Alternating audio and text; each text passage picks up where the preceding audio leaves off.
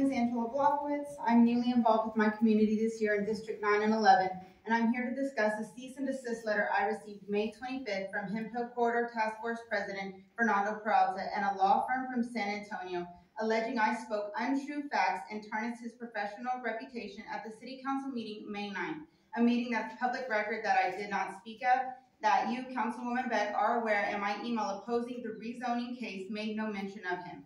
My name was listed for Loretta Snow Cuezo to represent me, and all items listed May 9th can be acknowledged in a packet that Community Engagement already has a copy of. There is no fair use analysis or specification of the alleged defamatory statements. I'm under no legal, financial, ethical, or contractual obligation to waive my fundamental First Amendment rights in speaking or in keeping this non-privileged document that doesn't even have the correct name on it private.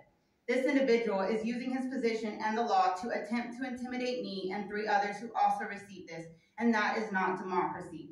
As you're aware, Texas has anti-SLAPP laws in place to prevent such irresponsible behavior. This harassing document demanding general silence does not display the democracy that individual stood here May 9th and claimed to love, or the democracy Councilwoman Beck reiterated that day that we would not have if not for our veterans. Our country goes to war with other countries for this type of behavior. I am a veteran. I served my country as a United States Marine. I am the daughter of a Marine, sister to 2 Army military police, and granddaughter to an Army MP who landed on the beaches of Normandy 79 years ago today and fought for my right to stand here and speak out and speak up against these baseless, frivolous accusations. I wasn't raised to back down in the face of adversity, and I will continue to commit myself to my community and have the courage to stand up for myself and my neighbors, and will continue to do so honorably. Due to the lack of aforementioned documents, I'm considering this matter closed and look forward to continuing to work with the Hemphill Corridor Task Force collaboration with Council and with you, Mayor Parker, in ensuring our communities are informed of everything that affects us, in ensuring my children's quality of life in our neighborhood continues, and that we all benefit from the future our great city has to offer. Thank you. Dear City Council, I'm here today to speak on the tax abatement application that was submitted by the developer of the OLV property on Hemphill Street. This proposed development will be approximately 350 units of apartment housing. The tax abatement request is under the Neighborhood Improvement Zone designation, which was meant to attract development to revitalize our neighborhood. My first issue with this request is that what does the city determine to be revitalization? What kind of businesses, development, housing, and people do you determine to be a revitalized area? The definition of revitalization, according to the dictionary, is to give new life or vigor to.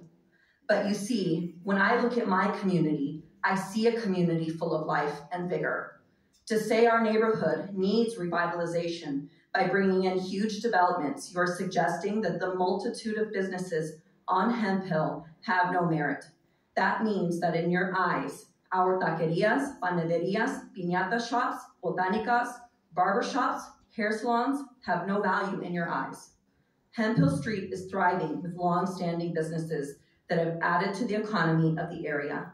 Perhaps if all these businesses also had this tax abatement, they would finally have the money to give their storefronts the paint job it needs or fix its parking lot. Let me assure you that we don't need you to bring in new types of developments that do not fit into the current landscape to revitalize our community. What we need is the support of the city to revitalize ourselves.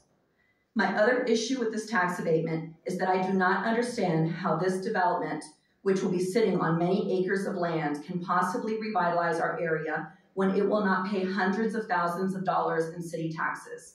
Do you mean that with hundreds of people being brought by this development, which will no doubt cause a burden on our infrastructure, that burden must fall on us as the current home and business owners of the area? Not to mention that you just approved 60 units of veteran housing to the area, which will also not pay taxes despite bringing more residents, or that there will also be another approximate 300 units of apartment housing being developed across the street at Tobias Place. These developments will bring hundreds of more people to our community, yet the city will not require this huge development that could possibly bring in enough taxes to offset this burden to pay its fair share of taxes. This does not make sense to me.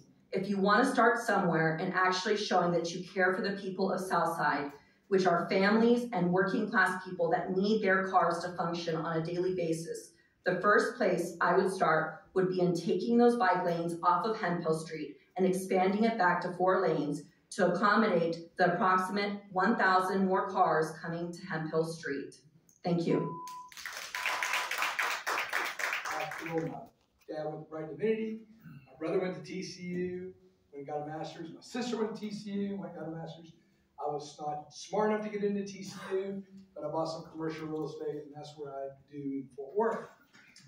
I want to tell about last month. I know that there was an outbreak of a lot of emotions last month, and that had to do with the comments or the outburst about the Hemphill corridor, or about La Familia area. The statements by Ms. Beck, in my opinion, was a false statement that she spoke about Hemphill No Se Vende. I understand the frustration and the passion of Hemphill No Se Vende and Ricardo, and I will send you proof of why. For over 2 years, we've been asking for transparency from the leaders of our group. We're not getting that. Ms. Beck has not given us transparency in our community. The Hemphill No Se Vende goes out there and creates a transparency, creates the community engagement in our community to know what's going on. They're the ones that provide the transparency in our community. Ms. Beck's office does not do that. She says the word indicative, and that's indicative is I guess a good word to say, but what is indicative is a pattern by the backdoor meetings by Ms. Beck in her office to the community. That is indicative is the Hemphill Corridor community has been asked many times for Ms. Beck to show up. She's only showed up one time in the 2 years. Once. And she stayed for less than 30 minutes. But she's there at Ryan Place multiple times. It's kind of funny how the communities of wealthy communities like near Southside, Ryan Place, West 7th Neighborhood Alliance, the Culture District Alliance, all have, I guess, better representation than what we have in our minority community. Mayor Parker, you said a very true statement last month. You said the city of Fort Worth failed, and in many areas of our community has. And I hope on this 174th birthday of Fort Worth that we change that. Thank you very much. To speak with you again today. I was here before you on May 9th during the city council meeting in opposition of ZC 23041, which was a rezoning of a church from single-family residential to high-density 60-plus units. We had a petition with 550 signatures, 30 peaceful protesters in the audience, and 7 to 8 speakers. And to tell you that people left the chambers crying after they witnessed what they witnessed. And I was struggling to find the words that I was going to say tonight, because I had a dream when I was a little girl, because I came to city council so much, that democracy was just and it was fair. And if a community united and there was enough opposition towards something, then our council members would listen. I've witnessed it. I witnessed it 10 years ago when Mr. Burns was sitting up there. And that's not what happened earlier in the month. We came before you, and a couple of people emotionally had true emotional reactions to the developers getting an unfair advantage of time to speak. And I understand, Mayor Parker, you stated that you weren't aware of the development. You wanted to hear more from the developers on what their organization was going to do. But those couple of people that emotionally reacted, they were dismissed as tactics. When human emotion is not a tactic is intended to be successful in something. So what success did we have from those people having those outbursts? And the 30 plus people that were peacefully in the audience were dismissed. Their concerns were completely dismissed. It is unjust to devalue the peaceful protest of approximately 30 people that were sitting there quietly in the audience. And using dismissive language after that emotional reaction, such as, quote, it's indicative of their behavior and tactics, that's prejudice. And it was the framework that you all used to dismiss the concerns of the neighborhood. Councilwoman Beck gave her own presentation on behalf of those developers. I'm in District 11. This church sits in District 11. It is currently unrepresented. And it fell upon your shoulders to objectively look at our concerns. Why did none of you say, Mr. Developer, how can you address their concerns? Why did none of you sit there and at least ask? And if Councilwoman Beck refused to do it, or if Mayor Parker, you didn't feel like it was your place, I know there's other council members here that I've heard you ask those tough questions towards developers. Zoning and land use definitely ask those questions. I'm asking you today to reevaluate why you want to be on city council. Is it because you have a heart of service? Is it because you care about your community? Or is it power? Thank you very much. Our next speaker. I'm a proud Latina here in Fort Worth. I also ran for office in 2020. Even though I did not win, God didn't tell me I was going to win. I did make my purpose known in my community of Southside, the true Southside, not the near Southside, the true Southside.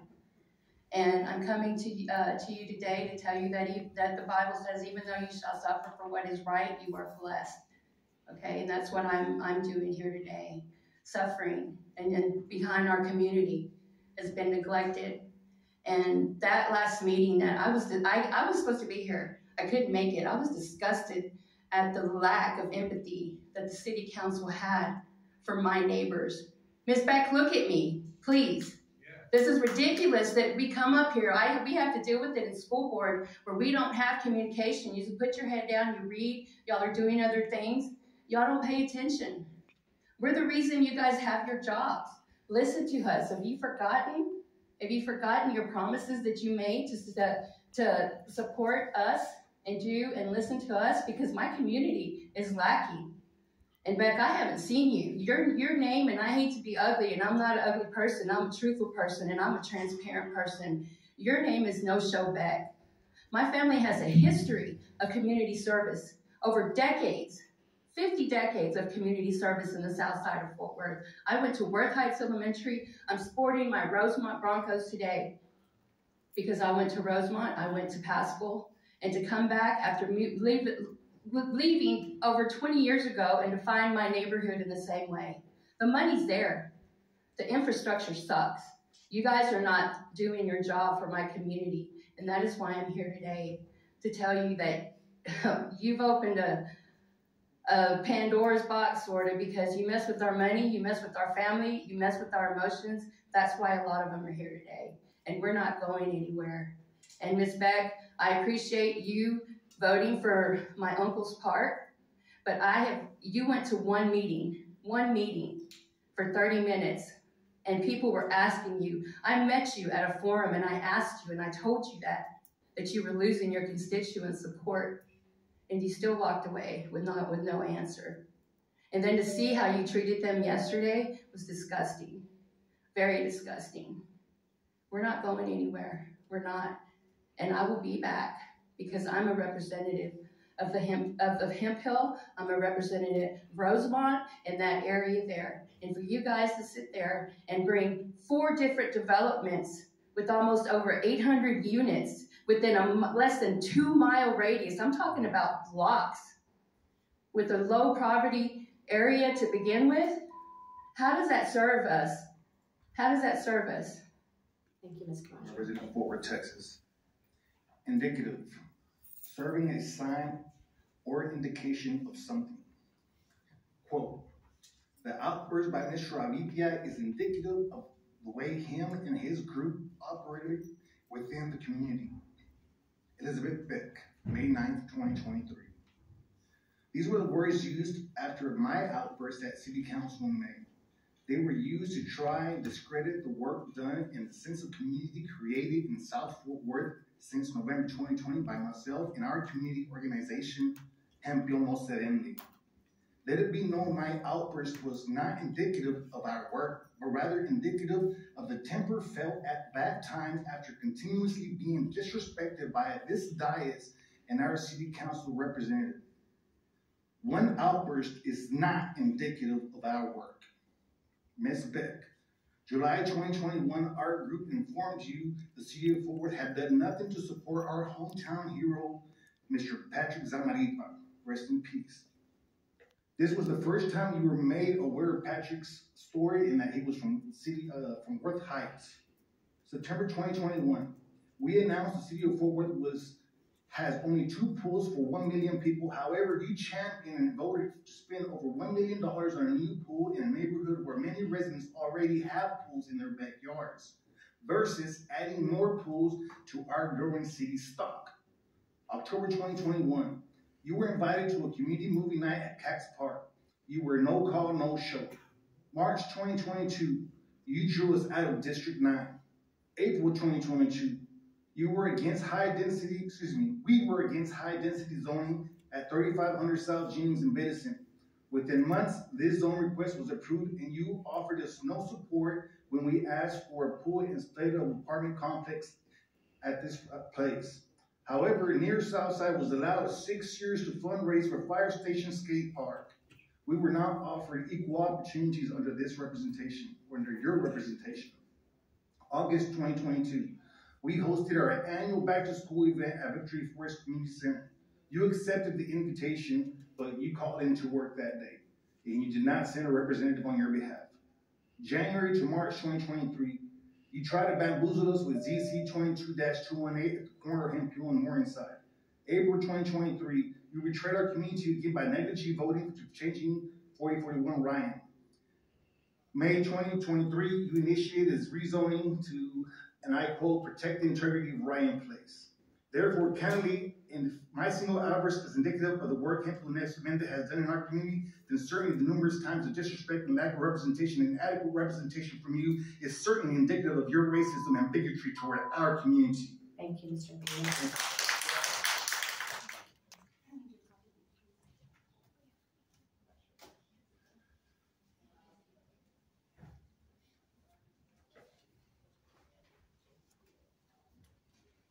Ms. Pena, would you want that displayed on the monitor as well? Or you Yes, just... yes, please. Okay, that'd be fine.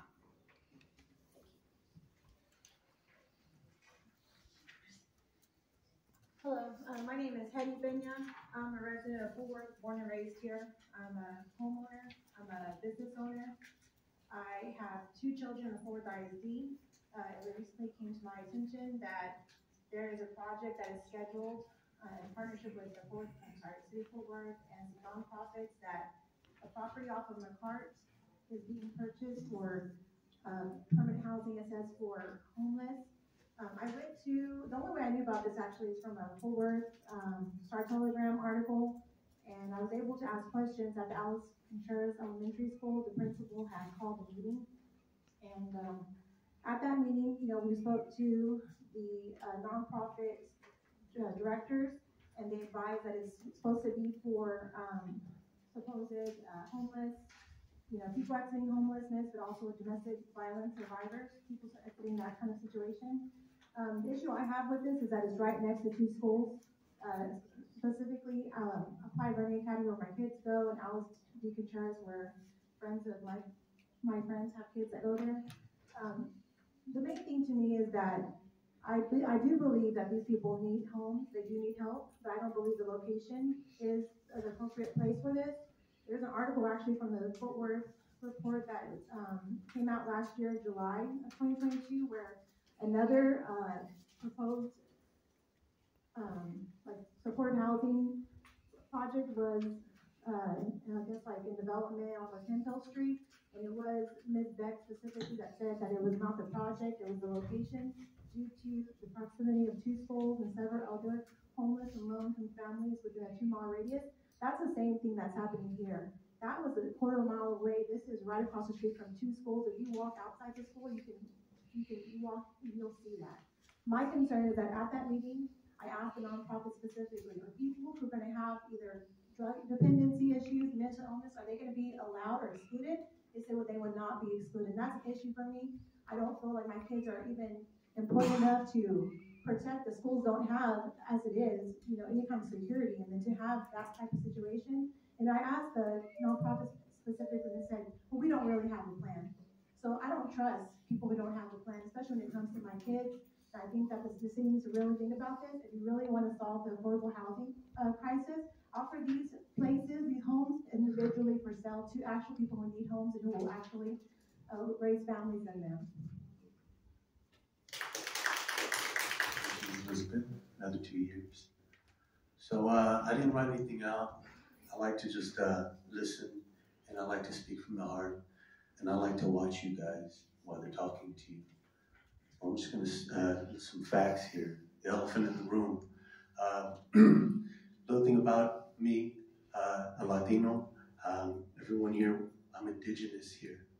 We're natives here. My people have always been here, and we represent 37% of the population here. But usually in this room, you don't see many people that look like me. You see maybe about 70% white folk, maybe 20% black folk. You don't see many Latinos like me. But if you go outside, you'll see a lot of people like me. 90% were lawyers, doctors. We work babysitting, watch your kids, we make your food. We're everywhere. So I think you should consider who you're representing. Because for me, it seems like you're not representing the people here. And if you notice, there's more of us that have come out. You guys have only seen me maybe the last 4 years, me and my wife, and there's more of us. And if you move these homeless, well, there's already a 37% poverty rate in my community. I consider this more my community. I die for this community like a lot of us would, because our parents live here, our children are raised here, friends and family. We've got a lot of skin in the game. So I think you should consider that because it's already 36% poverty rate out here. If you move homeless here, it's going to be detrimental to the children here. And this is how you create criminals, terrorists. And they're going to wonder, they're going to know what happened. You know, my library's gone. Our library's gone in the south side of Fields. We used to have a public library, and they got rid of it. They put it inside the side of the mall. 1/3 of the books. They got rid of one of our bike lanes. They're doing this. They're making decisions without talking to the people in the community. How long do you think we're going to let this go? You know, are we going to end up being like? Do we need to be like? What's it going to take to get your attention? Because I watch you, and I wonder, do we have to get like Peyton Jackson? I watch the videos, and I say, is that what it's going to take to get your attention? Does somebody have to wait for you out there? So just please consider what you're doing and moving. And that's serious. I'm serious. We don't come in here much. Have a good day.